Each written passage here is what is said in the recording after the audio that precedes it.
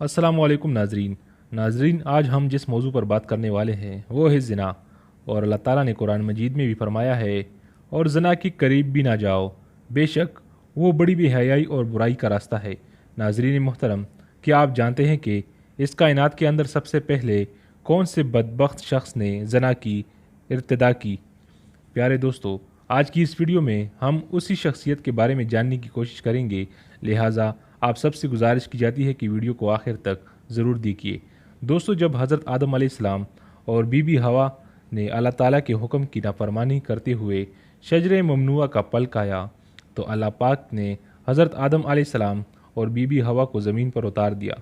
اور پھر اللہ پاک کے حکم سے حضرت آدم علیہ السلام اور بی بی حوا کے ہاں اولاد پیدا ہوئی۔ بعض روایات کے مطابق بی بی حوا کو 20 حمل ٹھہرے، جس سے 40 بچے پیدا ہوئے، اور ہر حمل کے دوران ایک لڑکا اور ایک لڑکی پیدا ہوئی۔ پیارے دوستو، یہ بات یاد رکھیے کہ اس وقت کی قوانین شریعت ہمارے آج کی شریعت کی قوانین سے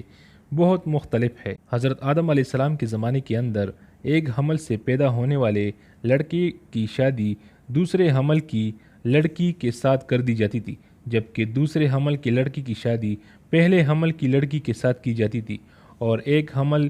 کے بہن بھائی آپس میں بہن بھائی قرار پاتے تھے۔ پیارے دوستو، پھر اسی دوران حضرت آدم علیہ السلام کے ہاں قابیل اور حابیل پیدا ہوئے۔ چنانچہ قابیل کی بہن دیکھنے میں بہت زیادہ خوبصورت تھی، جبکہ جو لڑکی حابیل کے ساتھ پیدا ہوئی تھی وہ زیادہ خوبصورت نہیں تھی۔ چنانچہ جب یہ بچے بڑے ہو کر جوان ہوئے اور ان کی آپس میں شادی کا وقت آیا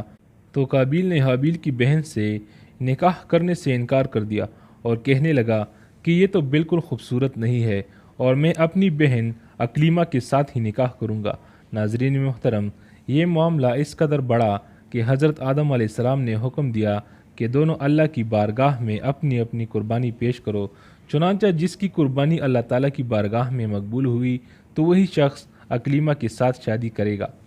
قابیل کھیتی باڑی کا کام کرتا تھا، جبکہ حابیل بکریاں چرایا کرتے تھے، جو کہ ایک شفقت اور محبت والا کام ہے۔ چنانچہ حضرت حابیل نے اللہ تعالیٰ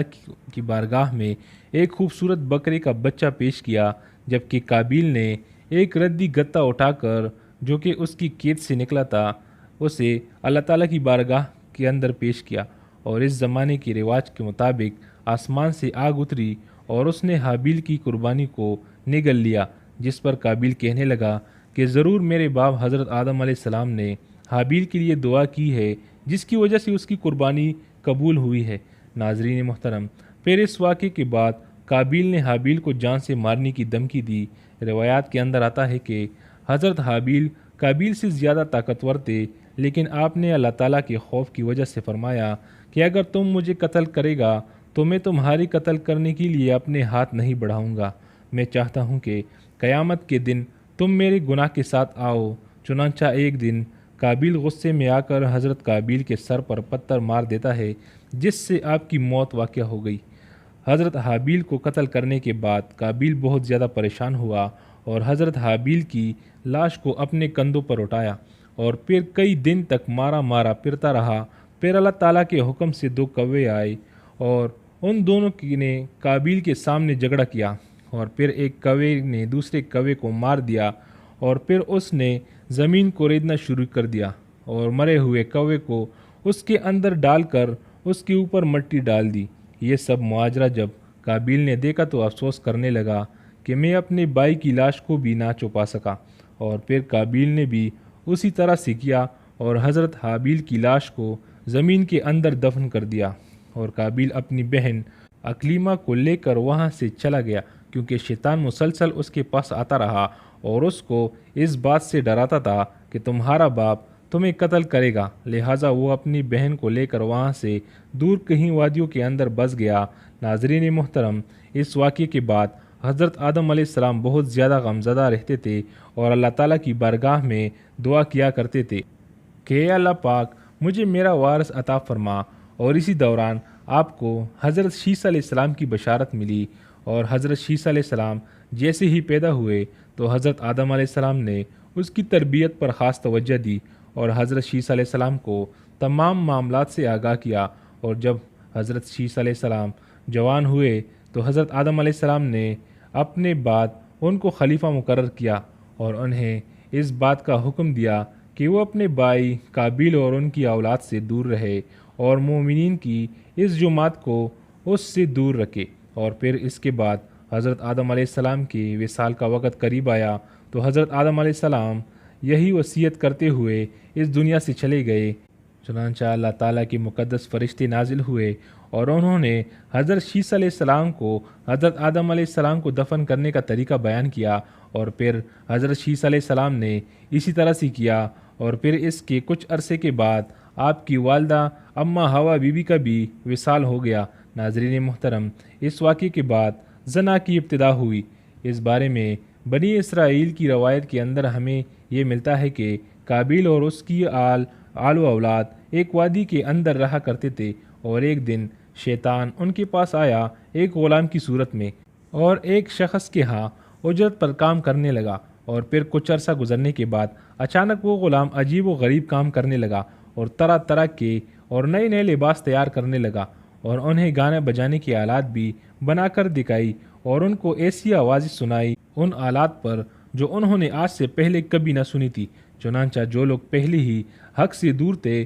اور بھی گناہ میں مبتلا ہو گئے، اور انہوں نے اپنا ایک دن عید کا مقرر کیا جس دن ان کی تمام عورتیں برہنہ لباس پہن کر اور زمانہ جاہلیت کی عورتوں کی طرح نیم برہنہ لباس پہن کر آتی تھیں اور مردوں سے اختلاط کیا کرتی تھیں۔ پھر دوستو حضرت شیس علیہ السلام کے ساتھ ایس رہنے والے مومنین دور ہی سے ان کے گانے بجانے کی آوازیں کو سنا کرتے تھے۔ چنانچہ ایک دن ان میں سے ایک شخص کے دل میں خیال آیا کہ کیوں نہ میں جا کر دیکھوں کہ آخر وہاں ہو کیا رہا ہے۔ چنانچہ اس شخص نے چوری چھپے وہاں سے ہجرت کی، اور عید کے دن جس دن قابیل اور اس کی آل و اولاد بے حیائی کے کاموں میں مبتلا ہوتی تھی، وہ شخص وہاں پر پہنچا، اور اس نے وہاں پر جا کر عورتوں کو دیکھا کہ وہ بہت ہی زیادہ حسین و جمیل تھی۔ پیارے دوستو، اس حوالے سے روایات کے اندر آتا ہے کہ حضرت شیس علیہ السلام اور ان کے ساتھ جو مومنین جماعت تھی، ان کے مرد بہت ہی زیادہ حسین و جمیل اور خوبصورت تھے، اور ان کی عورتیں اتنی زیادہ حسین و جمیل نہیں تھی، جبکہ قابیل کے آل اور اولاد کے اندر مرد انتہائی بدصورت تھے، جبکہ ان کی عورتیں اور لڑکیاں بہت زیادہ حسین و جمیل تھی۔ چنانچہ وہ نوجوان ان لڑکیوں کے حسن و جمال سے بہت زیادہ متاثر ہوا۔ پھر جب وہ شخص واپس آیا تو اس نے چوری چھپے دیگر مومنین کو بھی اس حوالے سے خبر کر دی۔ چنانچہ آہستہ آہستہ مومنین کے لوگوں میں سے بعض کمزور ایمان والے وہاں سے ہجرت کرنے لگے، اور ہجرت کر کر کے قابیل کے آل کے اندر جا کر ان کی عورتوں کے فتنے کے اندر مبتلا ہو گئے، اور وہ بھی بے حیائی کے کاموں میں مشغول ہو گئے، اور وہاں پر زنا کاریاں کرنے لگے، جس سے زنا جیسے کبیرہ گناہ کی ابتدا ہوئی۔ ناظرین، روایات کے اندر آتا ہے کہ حضرت شیس علیہ السلام کے ساتھ رہنے والے مومنین کی تعداد بہت کم ہو گئی تھی، جبکہ قابیل کا گروہ بہت ہی زیادہ طاقتور ہو چکا تھا۔ چنانچہ وہ اپنے بستیوں کے اندر بھی فتنہ فساد پھیلانے لگے، اور اپنے بستیوں سے باہر نکل کر حضرت شیس علیہ السلام کے ساتھ رہنے والے مومنین کو قتل کرنے اور ان کو طرح طرح کی تکلیفیں اور سزائیں دیا کرتے تھے۔ ناظرین محترم، یہ تمام روایات بنی اسرائیل سے لی گئی ہیں، جس کے بارے میں نبی اکرم صلی اللہ علیہ وآلہ وسلم نے ارشاد فرمایا ہے کہ جب تم بنی اسرائیل کی روایات میں سے کوئی روایت سنو تو نہ اس کی تصدیق کرو اور نہ اس کی تکذیب کرو، بلکہ یہ کیونکہ جو کہ اللہ تعالیٰ کی نازل کیا ہوا ہم اس پر ایمان لائے ہیں۔ پیارے دوستو، اگر حقیقت حال پر غور کیا جائے تو زنا کی ابتدا اسی وقت ہو گئی تھی کہ جب قابیل اپنی بہن اکلیمہ کو لے کر وہاں سے رخصت ہوا تھا، اور اپنی بہن اکلیمہ کے ساتھ ناجائز رسم و رواج قائم کر کے اس نے اپنی آل و اولاد پیدا کی تھی۔ اللہ تعالیٰ سے دعا ہے کہ اللہ تعالیٰ تمام مومنین کو زنا جیسے لعنت سے ہمیشہ ہمیشہ کے لیے محفوظ فرمائے، آمین۔